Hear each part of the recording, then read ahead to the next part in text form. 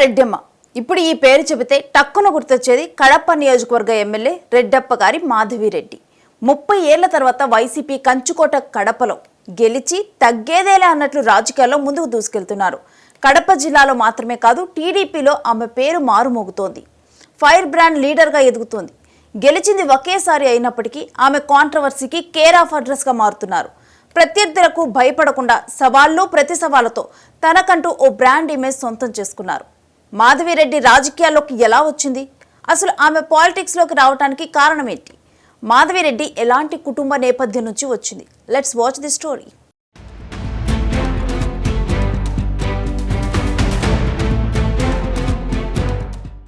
కడప నియోజకవర్గంలో 1999లో గెలిచిన తర్వాత మళ్లీ టీడీపీ గెలిచింది 2024లోనే. 1999 తర్వాత ఇక టీడీపీ అక్కడ గెలవలేదు.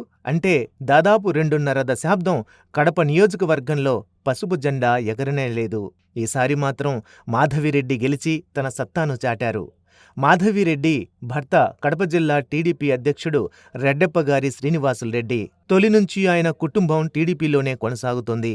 అలాగే ఆర్థికంగా, సామాజికంగా బలమైన కుటుంబంగా పేరుంది. కానీ కొన్నేళ్ల నుంచి అక్కడ గెలవలేకపోయినా పార్టీ జెండాను వదిలిపెట్టలేదు. ఈసారి మాత్రం తన సతీమణి మాధవిరెడ్డికి టికెట్ తెచ్చుకుని మరీ గెలిపించుకున్నారు.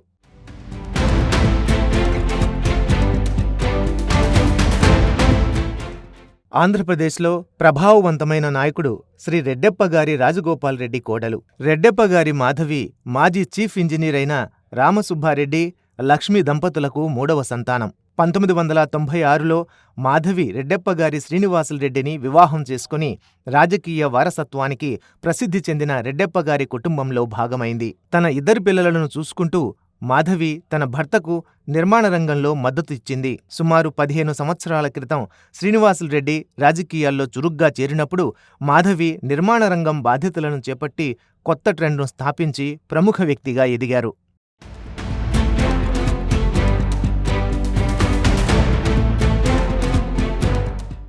తన భర్తతో కలిసి టీడీపీ నాయకుడు చంద్రబాబు నాయుడును కలిసిన తర్వాత రెడ్డప్పగారి మాధవి రాజకీయాల్లోకి మరింతగా అడుగుపెట్టారు.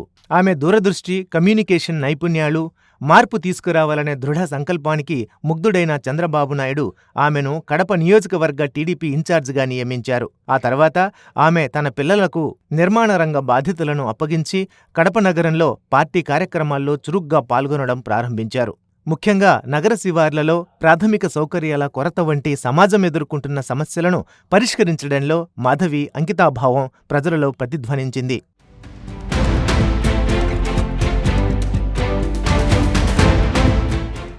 రెడ్డప్పగారి మాధవి పేదల పక్షాన నిలబడి అన్యాయాలను ప్రశ్నిస్తూ, వ్యక్తిగత విమర్శలు ఎదుర్కొంటూ ప్రజా సంక్షేమంపై మాత్రమే దృష్టి సారించారు. కడప ప్రజలకు సేవ చేయడం పట్ల ఆమెకున్న అంకితాభావం, దృఢ సంకల్పం, నిబద్ధత ఆమె కడప అసెంబ్లీ నియోజకవర్గానికి తొలి మహిళా ఎమ్మెల్యేగా ఎన్నికయ్యేలా చేసింది.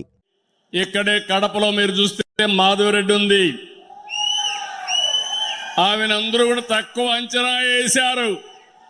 రిజల్ట్ చూశారు, అదరగొట్టింది. అదే మహిళా శక్తి అని చెప్పి నేను మీకు తెలియజేస్తున్నా. ఆమె కడప అభివృద్ధి కోసం అవిశ్రాంతంగా కృషి చేస్తూ తన నియోజకవర్గ ప్రజల గొంతులు వినిపించేలా, వారి అవసరాలు తీర్చేలా చూసుకుంటున్నారు.